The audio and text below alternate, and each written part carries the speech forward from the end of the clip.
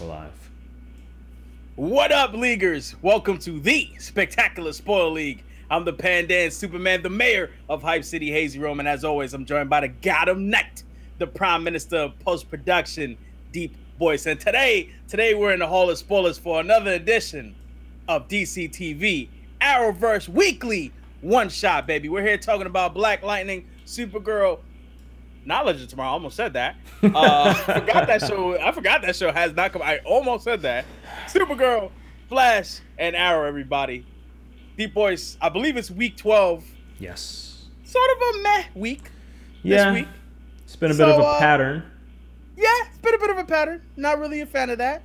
But this time, we're turning things on our heads. First, before we start off, let me just say, sorry guys that we're late for those of you in the live stream. We had some things that we needed to take care of, but we're here. For those of you watching this as a video, you didn't hear anything.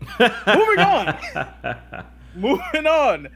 Today, we're turning things on our heads just a little bit. Because it was such a mad week, instead of us doing top 5 power rankings from each of us, we have a unified top 3 power ranking for the week. Then, okay, because like I said, when there's a lot of meh, that means there's a lot for us to say, okay? So we're going to move on to top 5 bum asses from each of us. So a total of 10 bum asses combined, okay, from me and DeepBoyce. This is going to be, listen, hold on to your butts, as Samuel L. Jackson said in Jurassic Park, everybody. It's going to be good. All right, guys, let's get started. DeepBoyce, That's me. over at number 3, what we got? Number 3. Top 3. Because, I mean, CW. Got to step it up, baby. Yeah, it's been a little dry. But number 3, someone who did step it up was your boy Bill Goldberg, a.k.a. Big Sir. Big Sir? Big Sir. I mean, listen, when It's a stupid name. It's a comic book name, but it's stupid. It's a silly name. I don't know much about the character Big Sir, which, I mean, can you blame me? I mean, who knows anything about Big Sir? But Not many people do. I would assume, I mean, to me, he seems like a character that's like D-list, like some nice little, homage to something from back in the day. My man is like Asian, bro. Like, super obscure, man. But yeah, I mean, when you get one of these like celebrity appearances, some of these guest stars on some of these shows, they're more hit than they are more missed than they are hits. Right. But luckily, we can say that Bill Goldberg did a pretty good job. And I don't know. I guess I just forgot. It's been a while since I've seen Goldberg outside of the wrestling ring. He was in like The Longest Mile. I'm sure he's been in some other movies here and there. Right, I forgot he was in. Was it The Longest Yard? The Longest Yard. My bad. The Longest My Yard. man, you used Green Mile.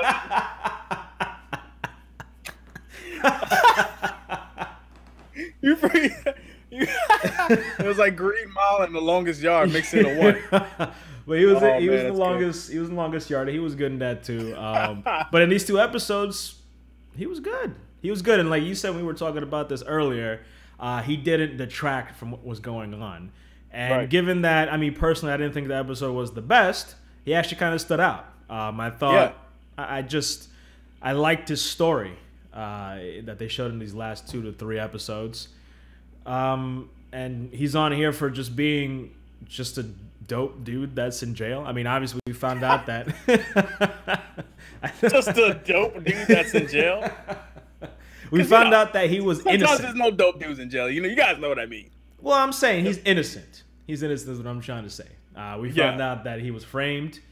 And Barry was kind of pressing him, and we'll probably talk about the Flash later on. But Without a doubt. as I was watching, I'm just like, Barry, this man's been in jail for like 20 years. You can't be sprinkling that false hope.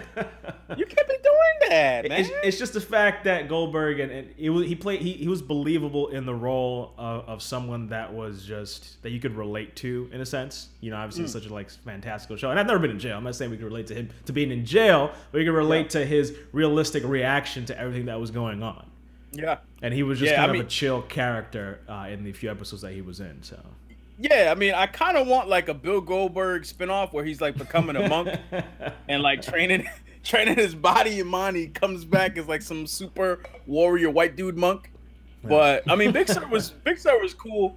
Obviously, a departure from the comic book portrayal of him. Yeah. Dr. Strangelove in the chat. What's going on, Dr. Strangelove? What up? He pointed out you know, that Big Sir in the comics was sort of a mentally challenged, very, I guess, villain not, who was taken advantage of, so to speak. not politically correct in this era.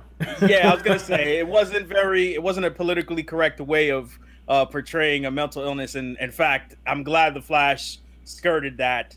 If you're not gonna do it right, don't do it. You know what I mean? I would have been nice if the Flash maybe could have portrayed someone with mental illness, but you know, given the way they were doing the trial of the Flash, they really were just trying to speed through and do like their watered down version of the trial of the Flash. But that's another conversation for another day. Big Sir doing it up big time.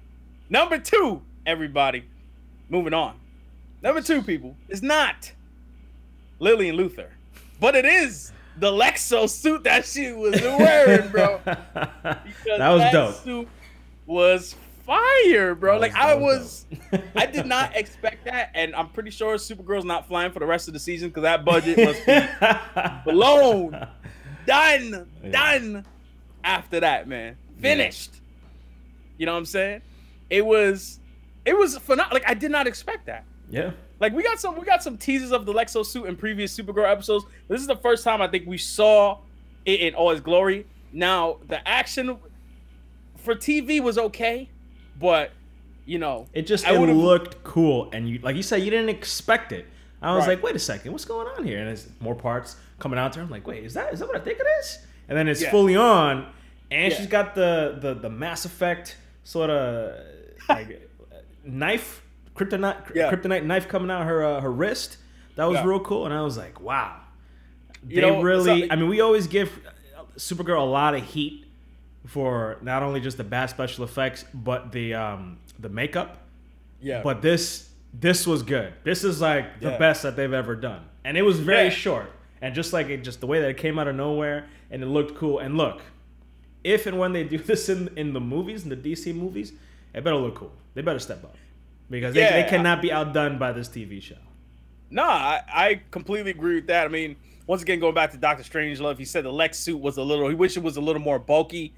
Honestly, I felt that it was appropriate, because in the age of, you know, the post Iron Man age, where we have these sleek armors, like for example in Batman vs Superman, I know the suit that he was wearing was a shout out to you know, the Dark Knight Returns, Frank Miller graphic novel. However, the suit kind of looked a little bit like, it looked a little meh, you know, when you see how dope Tony Stark and how sleek his suits look.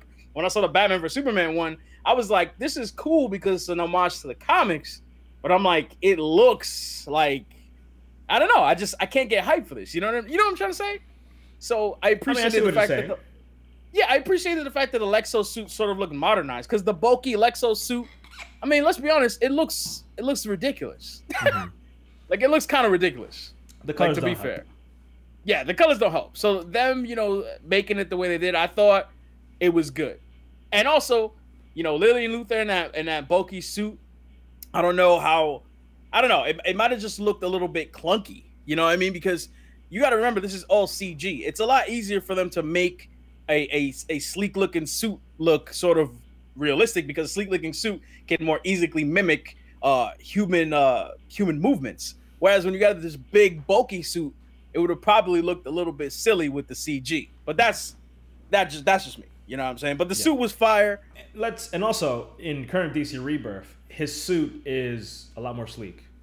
It just looks like, I guess, Kryptonian armor. Like if Superman has a bit of armor on top, that's what it would look like. I mean, I know we're talking about like the older Lexo suit.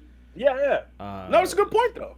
But currently, is sort of very similar to what Lex Luthor is wearing in the comics, and he's kind of like his own superhero in a sense. But, right. Nah, but anyways, guys, on to number one.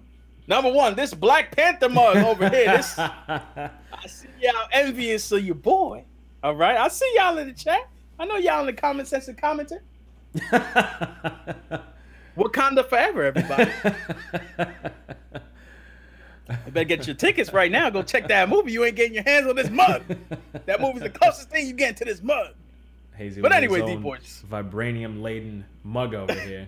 This flexing on the contrary, this mug is probably the furthest thing from vibranium. Like if I put this in like the sink the wrong way, it's it's a wrap. It's gonna die. It's gonna crack. You're right. You know how many cups I've like broken since I moved in? I've broken like 3-4 cups. Just you put it in the sink and then it's just like this is broken all of a sudden.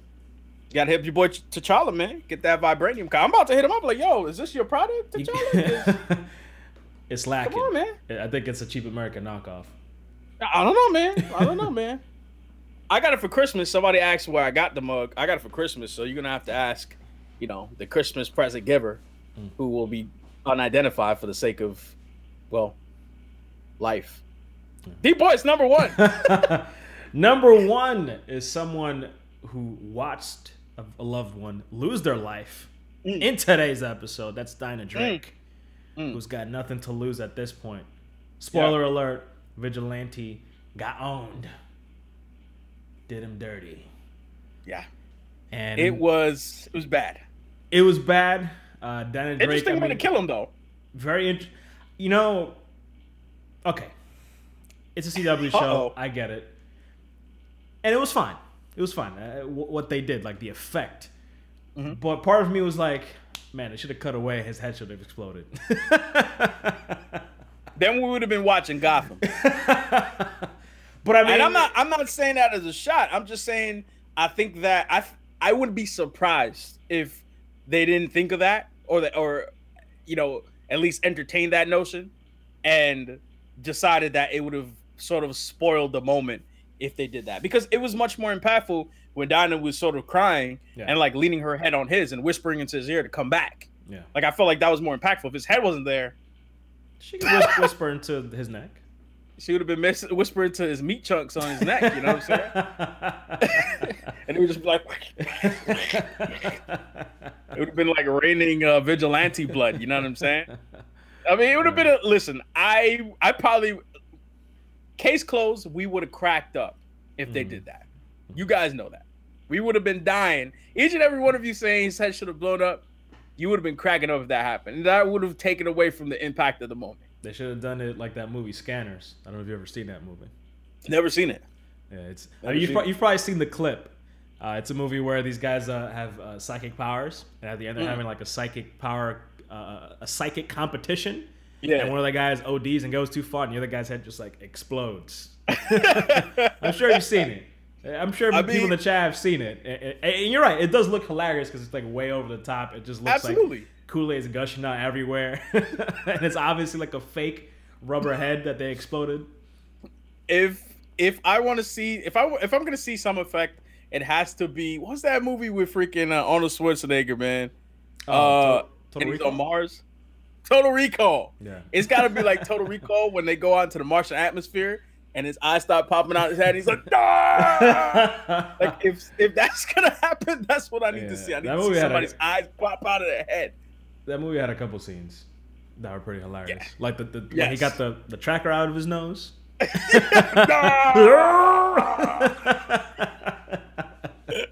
If you haven't seen the original Total Recall, not that bum ass Colin Farrell remake, got him. You need to see that. Nah, that was trash.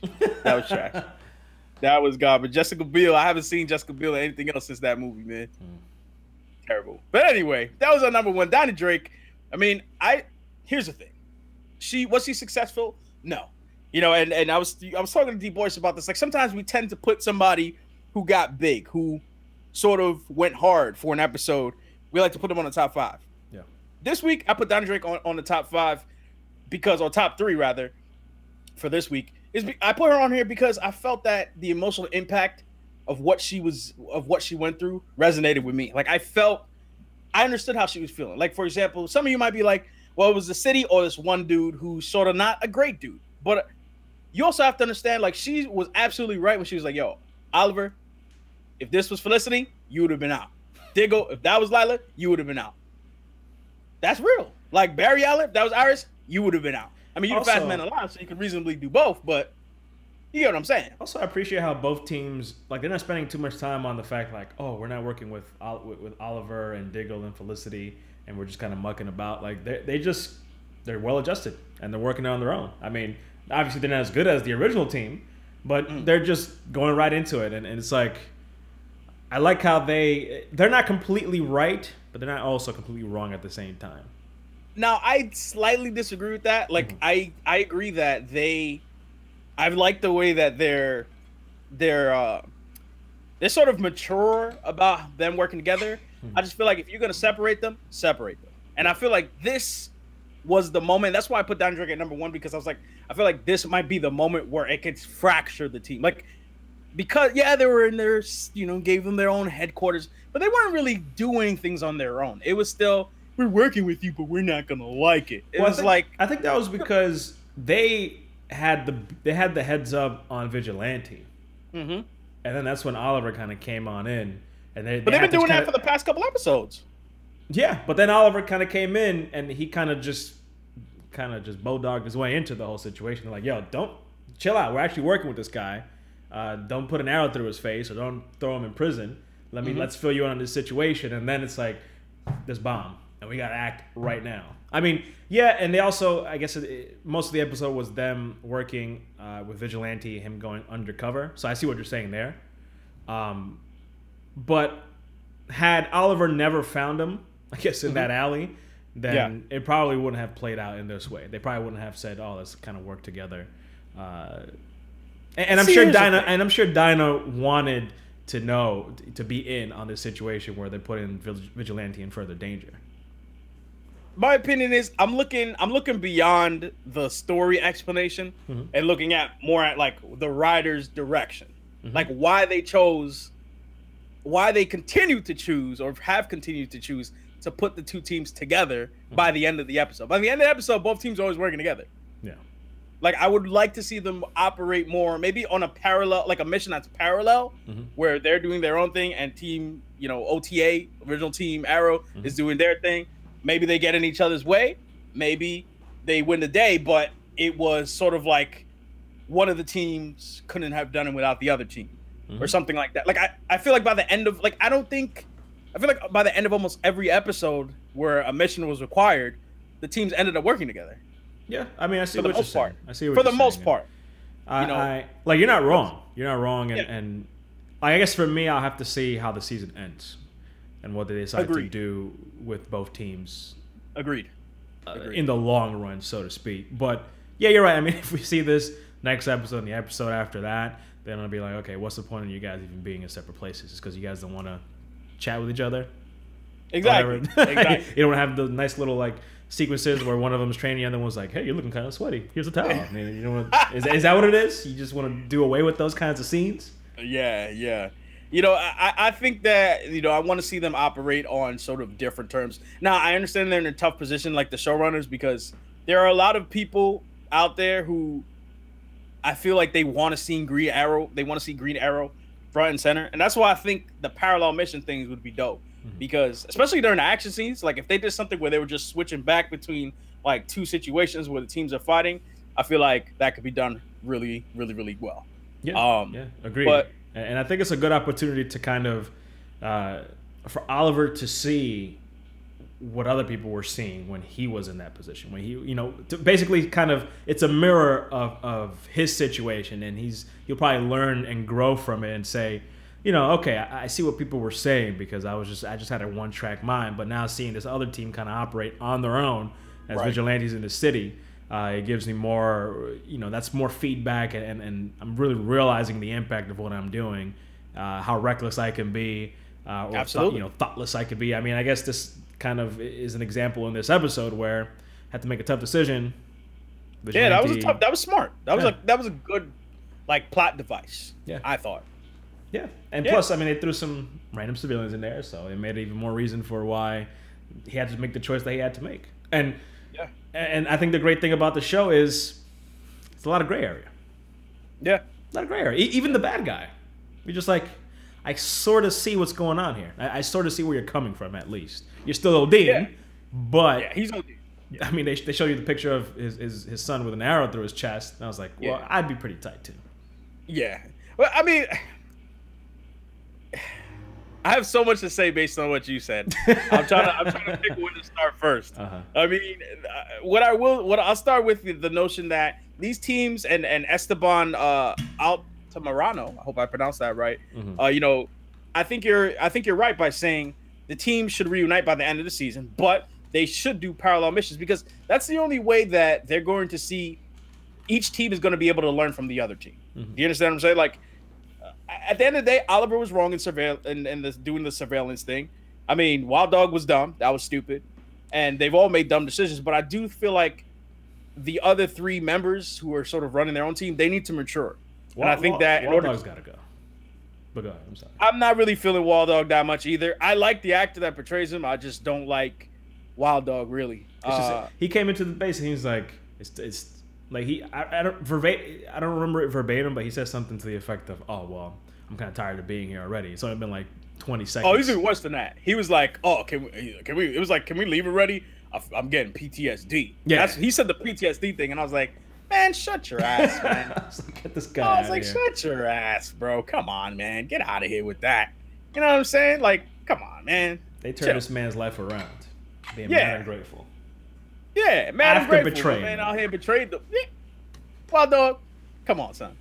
But the other thing I wanted to say was in regards to Caden James. I like Caden James. I like Michael Emerson. That's what I'll say. The actor who portrays him. Caden James, I just need a little bit more from him in terms of, like, I get, all right, you trying to get at Oliver Queen. Cool. And the way you're getting at Oliver Queen is, he's trying to protect the city, so you're hurting the city. But I'm like, I know you're a hacker and you're a hacktivist, but I'm like, yo, you out here putting innocent people in harm's way. Like, they've sort of built him as sort of a dangerous dude, but I would have liked them to get back to more a combination of, yes, I want revenge, but I also feel that my hacktivist ways, put it like this. I wish he said something like, my son is gone and now I have clarity. And that clarity is that, you have to do whatever it takes to save your loved ones. And some of these people are too weak to save the people that they love around them. So in order to force, like, people to evolve, you got to get rid of the weak ones. Like, something along those lines. That's a little bit Damien Darkish. But you get what I'm trying to say. Just something to connect this idea that this dude's a hacktivist and he's trying to do bad things, and now he wants revenge. Like, something has to give there. I mean, an easy link right there would be the fact that Oliver is the mayor. And usually hacktivists, they work against the government. True. Just give him, I don't know, think of something up there. But there's an easy link right there as to why he would attack Oliver on both fronts. Absolutely. I mean, the idea that maybe, like, dude, this guy is the mayor and he's serving as a vigilante, like, the system is broken because the people don't even see this. Yeah. But I do. Or because I have eyes and ears, I can see this. Or they could have set it up other people are blind. They could have set it up in a way where, Oliver as mayor also had to make some compromises when it comes to, let's say, the Russian Brava or some, like, unsavory corporations out there. And he caught wind of it. Yeah, he caught wind of it, pay some money under the table to kind of keep the peace, to kind of keep, his to allow for his campaign, whatever his campaign is at this point, to move forward. And that's a good way for blanking on his name. For Caden James? Caden James, thank you. That's a good way for Caden James to kind of get at Oliver from the civilian front. Right. No, listen, I like the sort of the villainous team aspect, but I liked it hoping that they would give more depth to it. Like, they've obviously, I pointed out another weekly episode that they built up some of these villains over the course of multiple seasons, but I want them to go deeper. And I noticed that this week with Caden James, where it's still sort of the same drum that he's beating. I didn't notice it before, but I went out there, I was reading some comments from people on various forums and things like that. I was like, there's something to give there. There's something that needs to happen there. Yeah. Including with, like, Vigilante. Like, Vigilante, his arc was meant to further Dinah's, but too soon. He went too soon. Like, there definitely could have been the payoff for Vigilante that I feel like we were promised didn't really happen. I don't know. Like, him dying, I think, was effective for Dinah's plot. I just feel like, Dinah was like, I convinced him to change. Like, he revealed himself to you and you had one conversation like, yo, you got to stop killing people. And it was just like, all right, cool. Like, this guy was out here killing people. Like, there needed to be more there. True. You know what I mean? True. And then, all of a sudden he signs up with this team and then he's like, oh yeah, by the way, I'm undercover. Like, I needed some more exploitation about, like, Okay, how did you discover this group? Why did you decide that you were like, all right, I got to infiltrate them. I got to go undercover. When last time we went undercover, it went completely south. Yeah. You know what I'm saying? So like, and as Mr. BP 2001 said, Mr. Richard Dragon continues to ride the bench right now. Hopefully with Vigilante gone, there's more to highlight him instead of him just cutting 3 inches on the dude's face and then walking away. Anyway, DeepBoyce, we got some bum asses to do. Yes, we do. Let's get into it, man. We got a lot of bum asses to do. Yes, we You want do. to start or should I? I'll start. All right. Number 5 on my top bum asses, because this week we got to switch it up. CW Arrowverse is not doing us any favors. So, number 5 on the bum ass list for me is Lillian Luthor. Now, we gave the Lexo suit a number 2 spot on a top 3 power rankings. But I kid you not, as I was watching Supergirl, I turned away, and when I look back, she was already defeated. She was on the floor. I am not even kidding you. I didn't even bother to rewind it, because I was just like, that's it? It seemed like Mon-El was riding on a drone or something and took her out? What happened exactly? For that was questionable. It was questionable. It was questionable, man. I haven't seen CG that bad since the Never Ending Story, man. Remember that movie? Your boy Bastion? That was the one with that dog that was like a dragon or something? That cat dog or whatever. Yeah. Cat dog dragon. Yeah. Ugly ass dog. Anyway, that is completely fair. Lillian Luthor, I continue to dislike that character only because, like, I remember when I introduced Cadmus, and, you know, shout outs to Isaiah Adams in the chat. He actually just thanked us for recommending Young Justice to him. Yes, sir. I'm glad you're enjoying it. But when they mentioned Cadmus, I was like, I thought of Young Justice. I was like, yo, Cadmus has some dope storylines, including the relation to Superboy. And I'm just like, Lillian Luthor and Cadmus never paid off, and Lillian Luthor just comes out of nowhere. Morgan Edge is bothering you, daughter? I'm coming to help. I'm like, you're a terrorist. Go somewhere. Do something bad. Like, don't come over here with that. I was like, yeah. The only thing good about that is bum ass Cyborg Superman didn't pop up out of nowhere, man. After your boy David Harewood says some next stuff about Cyborg Superman, he hasn't come back. He's talking outside of his mouth, talking about how he didn't like that playing that character. And he's doing us all a favor by not playing as Cyborg Superman over here. Yeah, Mr. BP 2001 said he's explaining the Mon-El thing to you. Wynn hacked the drone and Mon-El was flying with it, but it just the CG behind it looked a little funny. Yeah, a little funny. Yeah. But my number 5 this week, also from Supergirl, that's Mr. Jimmy Olsen, a mainstay on our bum ass list. Yes. You know, from times past. But I mean, Jimmy Olsen, man, like, you're a hero. Mm-hmm. Morgan Edge, and we're gonna talk about him later. Morgan Edge is a smart dude, okay, or at least that's how they're portraying him. Mm-hmm. And you're gonna like defiantly go up to him and attack him with your eyes showing, basically. Doesn't matter if your voice is altered. Yeah. Doesn't matter if your voice is altered. There's not many black guys who are gonna come out of nowhere and defend Lillian Luthor or Lena Luthor, and you're gonna attack him like, "Don't put your hands on her again." I look like a walking trash can. I look like Extendil Donic. And I'm like, bro, this is just not a smart move. And like twice you appear in the same situation to bug on Morgan Edge. I'm like, this is not a smart move for you, sir. You're too close. You know what I'm saying? You're too close to the situation. Maybe it's because it was night out. Right. It's one thing if it's Supergirl rolling up, because Supergirl hears everything, she sees everything. You know, she's Kryptonian. We're a regular human dude, and you just popping up everywhere, man. Like, what are you doing, baby? Don't do this, Jimmy Olsen. I just wanted him to, like, I was like, yo, can you just smear some like black paint over your eyes or something like that, like most of these heroes do? Or have some like, your eyes are clearly showing. I'm like, yo, hosts, man, they're all out there, man. He's like, my man Matt V said it perfectly. He pretty much said, "Hey, I'm James Olsen. Don't hurt my girlfriend. I'm gonna hit you. Or I'm gonna suffocate you with one of my V-neck sweaters from Club Monaco." Yeah. You know, like, I don't know. So Jimmy Olsen at number 5 for me. I just continue to think that they give that character nothing to do, and then when they do have him do something, it's stupid. So agreed. Anyway, on to number 4, DeepBoyce. Who you got? My number 4 is actually your number 5, and that's that's bum ass Jimmy Olsen. Man, he's gonna reach the Hall of Fame of bum-assery. This guy is a regular. I agree for all the reasons you said. He's bad. I mean, he's a whack guardian.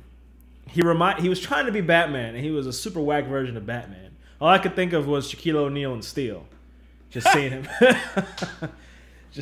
in that. And it's just like the way the suit looks, the off like silverish color just doesn't work. And yeah, like you said, I mean, I don't know how Morgan Edge couldn't tell this guy's clearly Jimmy Olsen. There was a lot of shenaniganery going on here in terms of the logic of Supergirl that we're probably gonna get into. I know I'm gonna get into because some of my entries on here, they're also from Supergirl. Jason Todd said it perfectly. I couldn't have said it better than you just said it, Jason Todd. Mm-hmm. Jimmy Olsen is the Thea of Supergirl.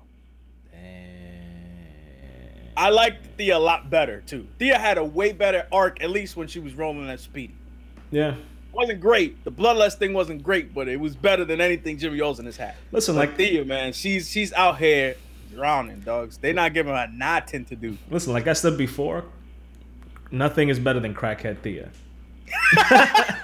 we at least we had that when it came to Thea, but we've never had anything with Jimmy Olsen. There's yet to be anything interesting that character has done on the show. And out here, he's just putting himself front and center. He's gonna blow on his cover.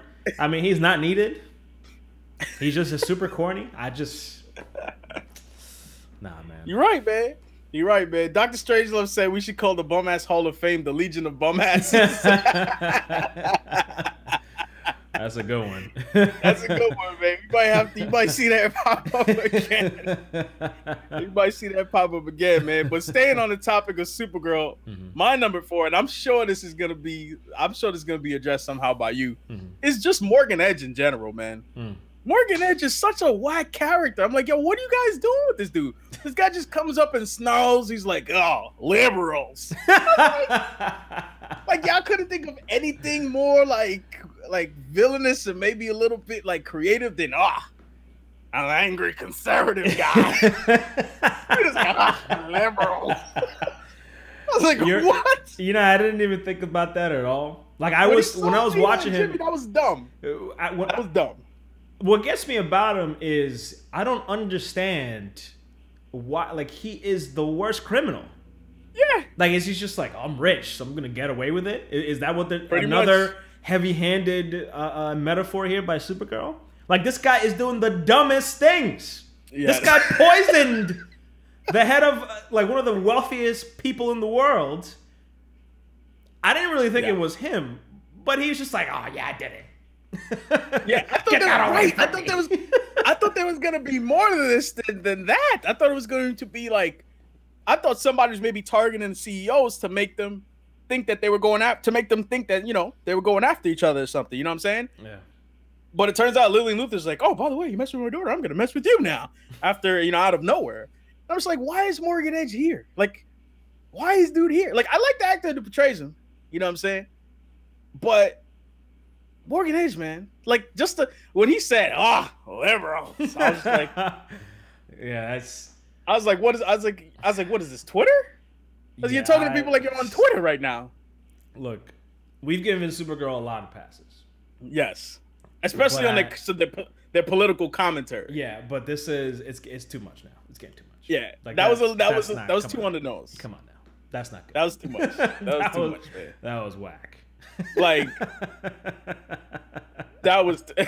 I mean, at least he didn't walk up to Jimmy Olsen and go, minorities. Like, I'm like, could you guys get any more like thinly veiled? Liberals. I was cracking up when he said that. I was like, yo, what am I doing with my life? I had to do some introspection, y'all. I was like, yo, what am I doing in my life right now? I'm over here watching Supergirl, and this dumbass comes on talking all this mess. I was like, this guy is just nasty for no reason. Yeah. He doesn't have, like, at least with Maxwell Lord, like, his whole thing was like, yo, Kryptonian's got too much power. I don't like it. Fine. What does Morgan Edge want? I'll tell you what he wants. He wants to get rid of the liberals, apparently. I don't know. Anyway, DeepBoyce, who you got, man? I think you're at number 3. Number 3, yes. This person bumps out Morgan Edge for me. And, I mean, listen. You had some very good reasons. And Morgan Edge should be on my list as well. But I'm going to put Supergirl on my number 3 of bum asses. Interesting. And wow. It is for a very small reason. But it was a reason, just like the liberals moment, that I had to pause the show. And like really it made no sense to me. I had to do this several times with this episode of Supergirl. So Supergirl is my number 3 because when they're walking into the party, right? And the bouncer's like, yo, you're not on the list. And she's like, I don't care. I'm gonna walk in.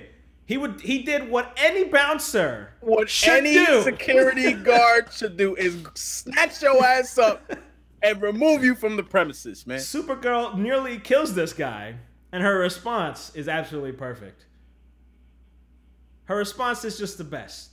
She's like, you don't put your hands on women! And that should teach you to not touch women.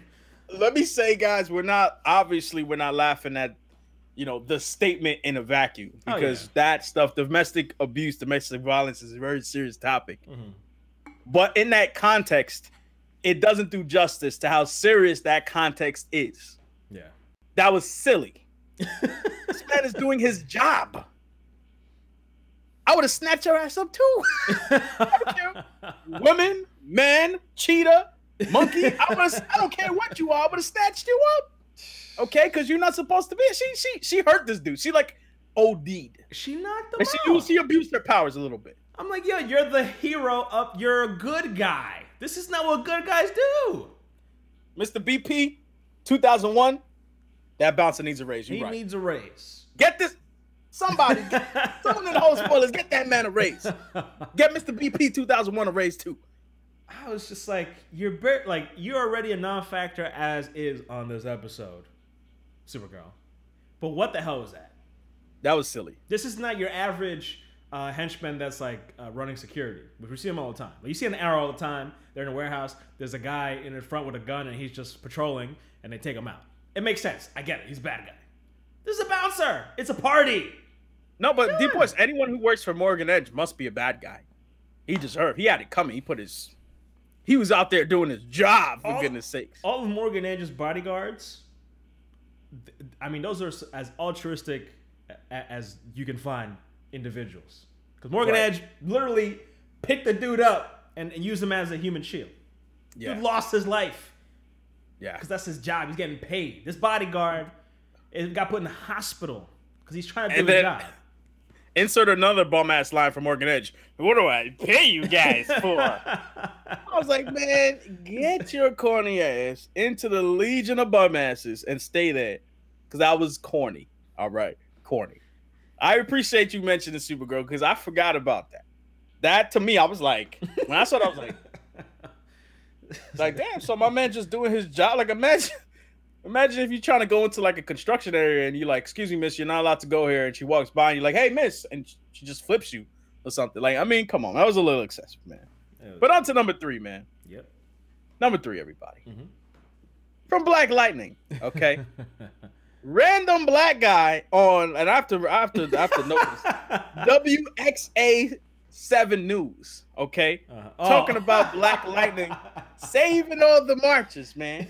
He was like, yo, I seen it with my own eyes, man. I told my friend, like, yo, I seen it, man. And he was like, nah. And I was like, yo, I seen it with my own eyes. Like, Black Lightning saved all of us. All of us. Yeah. I was like, you need to. I was like, somebody save me from this acting right now. Save me from this bum ass. Get him out of here.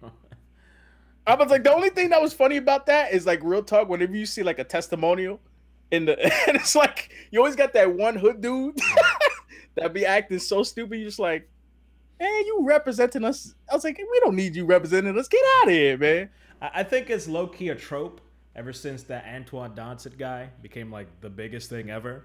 Where it's like, oh, let's put like a ghetto black person here, because and we're gonna have a nice little chuckle.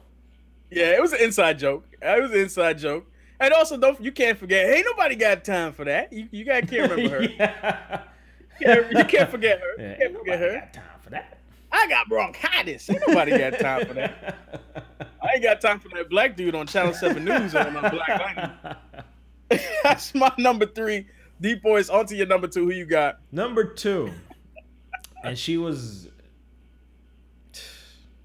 I don't know how she's not my number 1.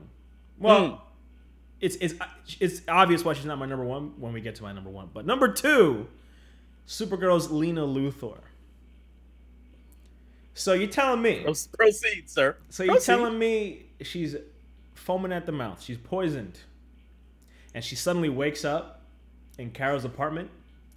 And she's like, what happened?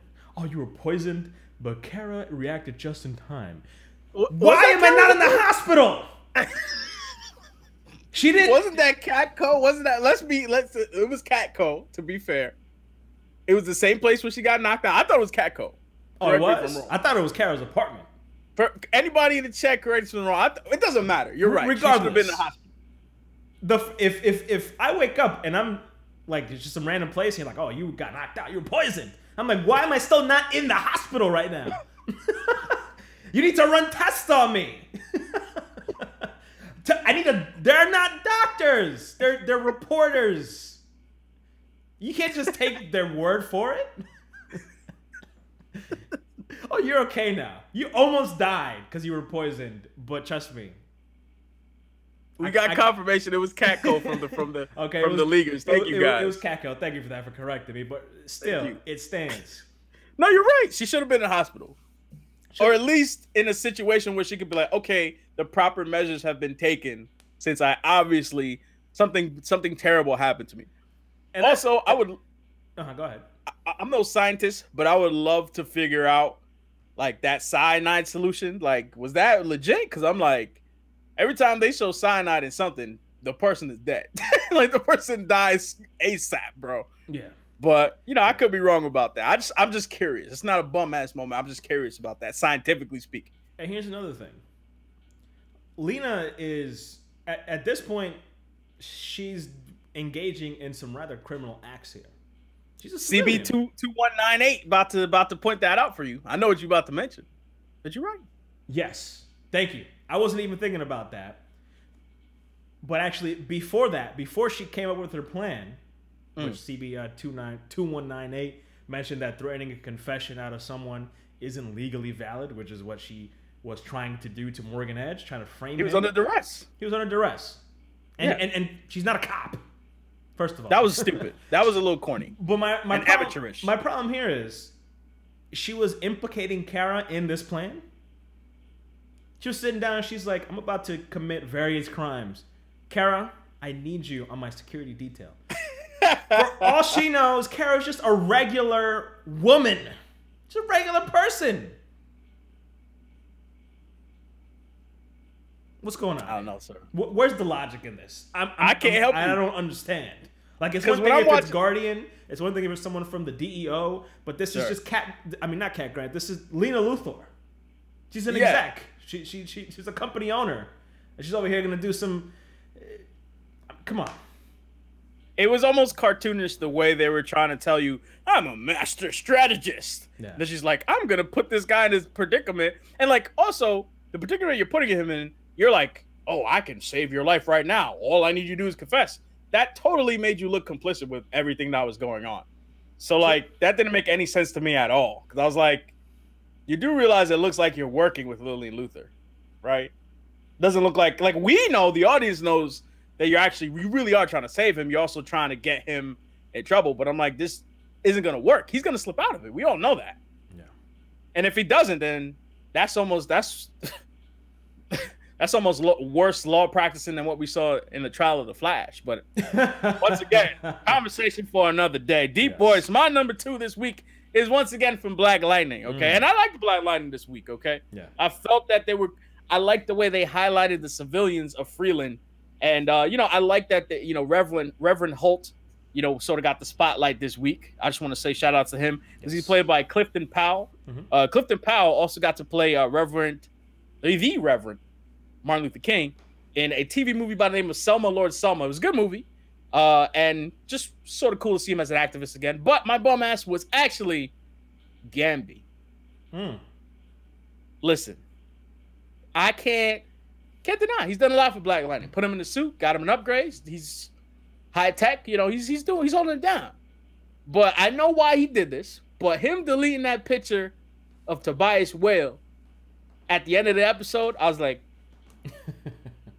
you out here hiding that from Jefferson Pierce, all right? At first, he's always sort of been at odds with Jefferson's ex-wife, and sort of this, he needs to be Jefferson, and Gambi's like, no, he needs to be Black Lightning.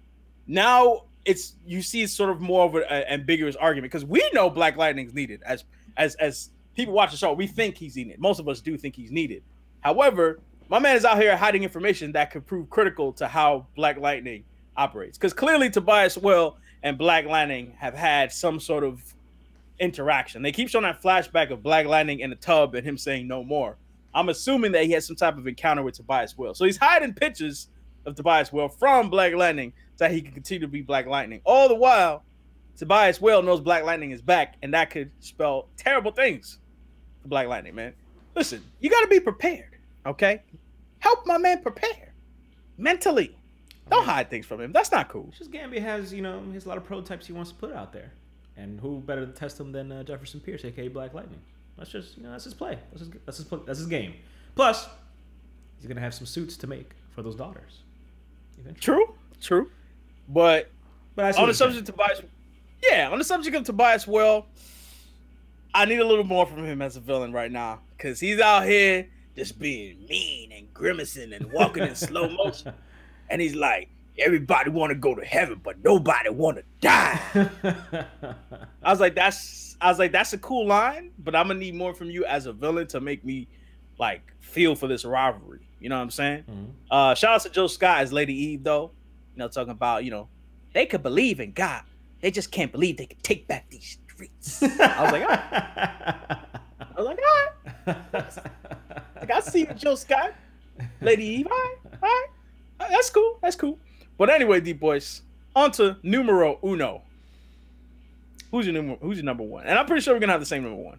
Yeah, I'm pretty sure we might have the same number one as well. My number one is none other than Barry Allen, the Flash. The fastest man alive is also my number one this week. Where to start, DeepBoyce? Where to start? My man got caught.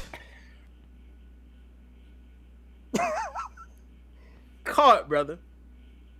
My man got caught. Yet another person knows his identity. Preview of next episode. He's going to be thrown in with, I guess, used by Aminette Black. Lord knows we need to see more of that character. I don't like. I can't stand Aminette Black. I'm sorry. Like, Katie Sackhoff, I respect her as an actress. She's dope. But damn, I hate Aminette Black, man. It's a whack character. I mean, no, I agree. I don't really want to see her come back on the show. But, I mean, I guess she's here to stay. I mean, probably at the end of the season. Cliff Frost, Aminette Black do the thing, I suppose. I don't know. But Barry is out here pressing Big Sur. Like, why don't you be more positive? Have a little bit of hope. I'm like, yo, your man has been in jail for 20 years. He's been chilling. In jail for a hot minute. He's chilling right now. Then he promises. However long it was. I think it was 10 years, maybe. I don't know. It was a long time. Listen, one day is too long. True. To be honest with you. He's been there for a while. You got me there? And then he's out there promising, like, oh, we're going to catch the guy, and you're going to be set free. You're going to be innocent. Promising, what's the expression? Something about checks that you can't cash, They mouth can't cash. I forgot how it goes. Checks that you can't cash. But my man is out here promising things that he can't eat. Like, he has no control. He's in jail. He's putting even more of a burden on his team, who's having a hard enough time with the villain of the week. They're trying to find him out of jail. They're worried sick about him. And he's over here like, don't worry about it. I got some people that'll help you out. Nah. And then, Negative. Sure, he helps Big Sur escape. But he leaves him in the middle of China. Or Japan. Or what country was it? It was like an East Asian country, let's just say. It was China. It was China. It was China. And what? What is he supposed to do now? He doesn't know Chinese. No money. He has no money. He doesn't know anybody. What is he supposed to do? I mean, what's the biggest thing for me, in addition to multiple things, also shout outs to Isaiah Adams for saying he's a bum ass for cheating in cards. But the real reason to me is like, once again, former CCPD officer or CCPD CSI, once again skirting due process. Like, Team Flash already has, like, don't forget, y'all, they got mad people locked up in the pipeline at Star Labs. Yeah. They got mad people that they've just skirted due process with. Oh, they're too dangerous to give due process, okay? They're literally treating them like, yo, you guys are not human, so we've taken it upon ourselves to take away a human right in the United States of America, which is due process, okay? Yeah. Once again, he's like, yo, I want to give you a happy ending. My man's out here taking Big Sur out. Like, good ending for Big Sur. Lottie freaking die for you. My man ain't no money, though. You're going to have to join a fight club, his brolic ass or something. He's going to have to do something. Yeah. I mean, maybe he dropped him over at the monastery. Like I said, maybe, like I said earlier, maybe he'll turn out to be a monk or something. But, I mean, come on, man. Mr. BP 2001 hit us with the correct phrase. It's not about, it's not just checks you can't cash. It's don't write checks you can't cash. There you go. That's the phrase. Thank you, Mr. B. But I was just like, come on, Barry. You're acting stupid. Then you're going to use your powers. And I was just like, come on, man. You had to know somebody was going to see you. Yeah, I just began mad annoyed with the callousness, yo. It's careless, man. It's careless. Dang, brother. Killing me with that. And Antonio Lagunas, I agree with you. They're dropping the ball on the thinker. Yes. They're dropping the ball. I mentioned that, multiple episodes, them not having Neil Sandilands as the thinker, them switching it up and having this new actor play him. He doesn't have the pathos that the original actor played. Like, there was a sadness to the thinker. Yeah, I know he's a new body, so he's hopeful, so he's different. Yeah, but there was something about that character that I liked. It was he brought a lot of pathos, but there was also a lot of arrogance. And I liked that. And I don't see that with the new actor. And another thing is, I don't see the thinker at all because the Flash is like, no new leads on the thinker. Anyway, back to the whack plot of the week. I'm just like, come on, guys. Yeah. Give me something here, man. Give me something, man. It's just, that's why I said, like, I see some people, commenting that Arrow has been bad. I feel like all the Arrowverse shows have been somewhat lackluster this year. I still think Arrow's the better of the shows, personally. Yeah. Because Flash has suffered from tonal problems. They've suffered from pacing problems. Like, Flash has forgotten how to balance light and dark. Like, for perfect example, last week's episode, The Elongated Night Rises. Great storyline for Ralph. Terrible villains to play off. Horrible. So, when I look at, like, Barry acting stupid, I'm just like, man, like, those small mistakes start to add up a little bit more when you're not doing other things right. Do you know what I'm saying? Yeah. Like, when you're doing other things right, you can look past these little issues, small issues. Mm-hmm. But they're not small issues. They're silly issues. They're stupid.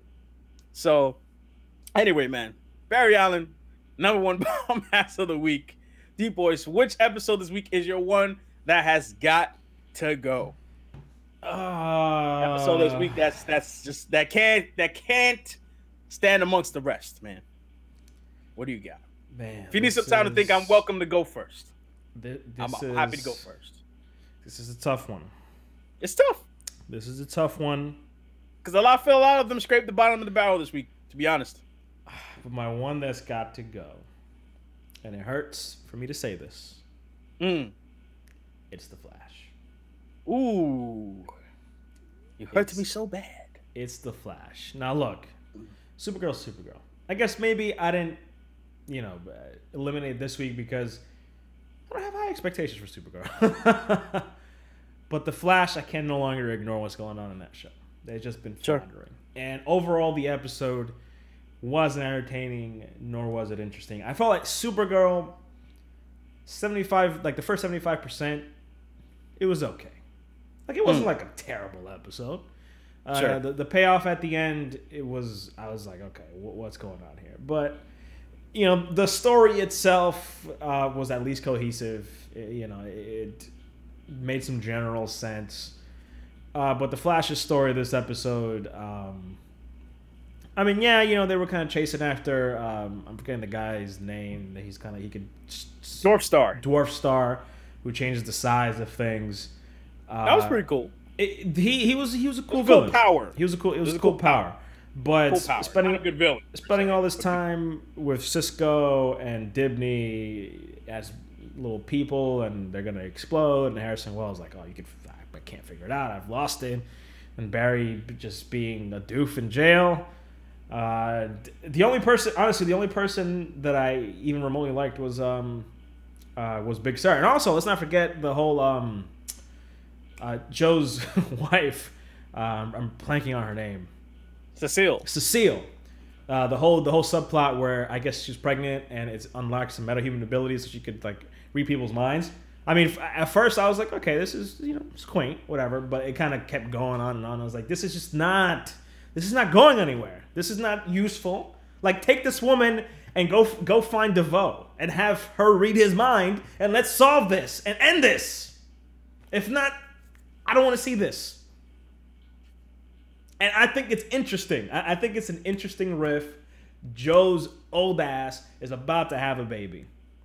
Like, if this happened like the last season or season 2, would have made it even better. Would have been interesting. Would have been a fun little thing to kind of have on the side. But it's like you said, when so many things are going wrong, it's like you just can't enjoy the overall episode. You can't forgive some of the trip-ups. And It's like, I don't mind the nice little scenes here that are supposed to be funny. It's supposed to be, kind of add some levity and distract us from the overall plot of the episode and the overall plot of the season. But it's like, what is going on? I'm officially lost. I'm officially lost on the Flash. I don't know what's going on. I don't know where we're going, what they're dealing with. At least Supergirl. We have all these world breakers? World killers. That is at least marginally interesting. You're going to have Supergirl go up against other people or women with comparable powers. I even appreciate that they're all women. I appreciate that. I'm like, that's a good move. Have all these people just punch the Jesus out of each other. I'll see that. Let's do it. But with Flash, it's like, the Flash is not doing anything. They didn't have Dibney do anything either. Like, what's going on? I am just enjoying this rant because keep in mind, everybody, that we just asked him what his one guy to go was. And DeepBoyce has, honestly, he's preaching right now. I'm letting you rock, man. Go ahead and do your monologue thing, because I think that's pretty much You're absolutely right. Yeah. You're absolutely right, man. I mean, for me... and we're getting Amunet Black next episode. Whoop-de-frickin'-do. That's exactly what I want to see. Oh, man. So, you're right. You said the Flash stuff so well. Mm-hmm. That was honestly going to be my one's got to go. And it is my one's got to go. But because you said things so perfectly, for me at least, in my opinion, I would rather point out that I feel this week a lot of the shows could have been the ones got to go. Black Lightning was good only because of the novelty. Yes. But I'm not sure that would have been a great episode personally if that was we were used to Black Lightning. I feel like it was a little bit dry. I like the fact that they're focusing on Freeland and they're giving way more personality to the people in that town than anybody than almost like any Arrowverse city has ever done, or any DC TV city has ever done. But you know, I kind of got used to Black Lightning kick some ass, and him, you know, pew-pewing some people was, you know, I need a little bit more than that. That being said, still a solid episode. Arrow, what happened to the FBI plotline, man? Yeah, this man is freely out here like Green Arrow. Yeah. Like, what? Yeah. I forgot about it. I mean, I wasn't all that crazy about it to begin with, but you're right. I mean, they brought that up with the Williams stuff last week. You know, it's like every time you put on a mask, you're taking a risk. But I'm like, also, can we all talk about Diggle for just like 2 seconds, man? Let's do it. I'm like, Diggle was Green Arrow, yes. Right? And I feel like there's a lot of people here who sleep on Diggle. Don't get me wrong. Like, I feel like there's a lot of people sleep on Diggle. So if you don't want to hear me talk about Diggle, get your ass out of it. No, let me stop. Just bear with me. I just feel like him going back to Spartan with just red on his outfit and pew-pewing people with that little gun, I still don't feel like that's a viable identity. Like, Spartan, like, what is Spartan? Like, he's a big dude with a gun. Like, I wanted him to have the crossbow at the very least. Also, I've had enough of that helmet. Enough. Enough. If you're going to do the helmet thing, at least let it be, like, blacked out when he's, like, you know, let the lens be like, let the lens have like a blacked out effect so that when he's fighting, you know, it's, I don't know, stealth like. Man's out here got Christmas lights in his helmet all up in his face. I'm just like, damn, man, they just keep trying to give him upgrades, and it's like, yo, they're being extra corny. Yeah, he should be using the crossbow. I don't know why he should be using the crossbow, man. And then like they're like, yo, you know, Oliver's like, yo, I had Cisco make this suit for you. What about this suit is an upgrade if you had Cisco make it? Like, yo, none of us could put paint on this suit, so we had Cisco do it, just so you know. Cisco, I've seen his apartment. He's an expert dyer and painter. Yeah. So I had him dye your stuff, put a hot red on there, you know what I mean? All right. But I thought it was sort of a little homage to, you know, the idea of him maybe stepping into like a Red Arrow role, especially since Diggle has clearly expressed that he does want to be Green Arrow. I thought maybe they could go with Red Arrow for him. I don't know. The crossbow's still out there. I just want more for Diggle. Isaiah Adams, 100% right. And we said this probably just before we were doing Spectacular Spoil League. Diggle should have been Guardian. Case closed.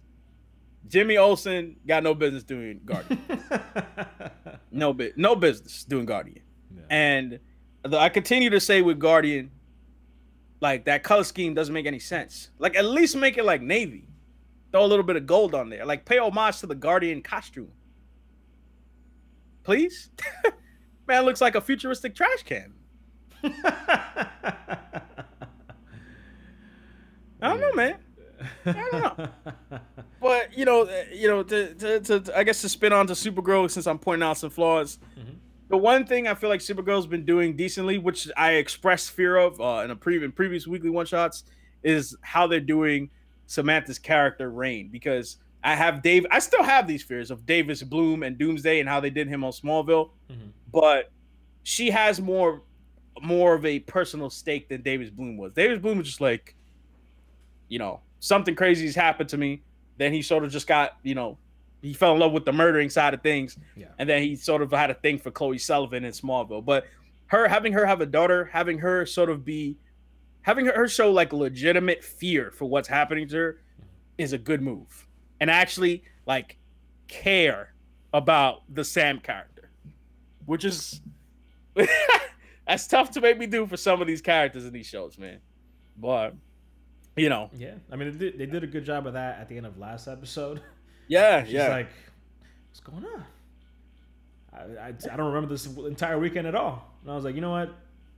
You're acting realistically right now. Yeah, because that would freak somebody out. Like Lena Luthor, who was almost killed via poisoning, and is not asking why she's not in the hospital. Good point. Good point, man. But one that's got to stay real quick. Who's the one that's got to stay for you, DeepBoyce? Honestly, I'm going to go with Arrow. That's the one that's got to stay for me. And the reason, like, I agree with what you said about Black Lightning. And I did think this episode was a little dry, but I don't hold it against it because I still need to kind of see where they're going with this. Like, it's still, you know, I cut us some slack, just like I did with Supergirl. I cut Supergirl some slack a lot that first season because I just, you know, it just needs time. It just needs time. And with Black Lightning, I can't give a definitive opinion or answer. Like, I've been enjoying it, obviously. I mean, I could give a definitive opinion if it was absolute trash, but it's definitely not. But at the same time, I think why Arrow beat out Black Lightning this week for me is because, you know, I can see what the overall picture is here. And I like, you know, the direction that we're moving in with the show. We'll see if it slows down, but it seems like with Vigilante getting killed, it seems like things are going to get worse and worse and worse. And people are a little bit more unhinged, particularly Dinah. And we'll see. I'm interested. I am really interested again with what's going to happen with the next episode. They lost me for a little bit on Arrow. You know, the beginning of this first season, I was like, every week, I was like, all right, I'm down to see next week's episode. That was exciting. And, you know, when they got close to the crossover, Crisis on Earth X, it started to slow down a bit. But I think I'm back on the train where it's like, okay, every episode, I can't wait to see what's going on next week. Yeah. I mean, particularly the episode after the crossover, I feel like Arrow sort of was flat. But I still think Arrow, for me, it's also Arrow, just to be clear. I like Dinah's my number one this week, so I liked the path they're going with her, making her unhinged, as you said, that's a good word. You know, sort of scorned, and I just feel like that's a good move for her. You know, to have her show some emotion, and possibly, you know, she has a right to be angry. Like Oliver would do that. Oliver would be like besides himself if that had happened to one of it. I mean, it did happen to his loved ones. You know, and he reacted fairly badly at first. I also like the idea that they're potentially teasing that there's a mole inside Kaden James's organization. They've planted that seed, manipulating Kaden James into thinking that the Green Arrow killed his son. Maybe that's an introduction for Richard Dragon. Maybe that's why he's sort of lying in wait, right? Yeah, I would assume so. I mean, I was kind of thinking to myself, this is episode 12. This is like the halfway point? So roughly, yeah. I mean, how many episodes a season is it? 26? 24? You know, I want to say 23. It's either 22 or 23. Yeah. So but I could be wrong about that. They that. do have enough time to, I mean, yeah, they bring in Richard Dragon. You find out he's the one manipulating Kaden James. Yeah. It could be that from here on in, it's all a Richard Dragon show. Hopefully that's kind of what happens there. But he's the one with the least development so far. Yeah. Something's got to give there. So something's odd about him. But I agree. And they're also fulfilling on their promise that this season each member of Team Arrow is supposed to be hit like personally or something, or be attacked personally, or by a respective member of I don't know what the villains are called in this. They don't have a name, do they? Just the villains of Arrow. Just team. Yeah. Anti-Team Arrow, let's call them that. Yeah, these shows have sort of struggled with ensemble casts. And we talked about this, you know, in between the seasons where we felt that team members should get, you know, cut out. And I still feel like Team Arrow, definitely Team Flash need to cut something down. Team Flash to me there are people out there legit twiddling their thumbs. Like Cisco, but he out here he's not doing nothing, man. He's not growing as Vibe. You know what I'm saying? Like Caitlin Snow, Killer Frost, that whole thing. I got no interest in Killer Frost.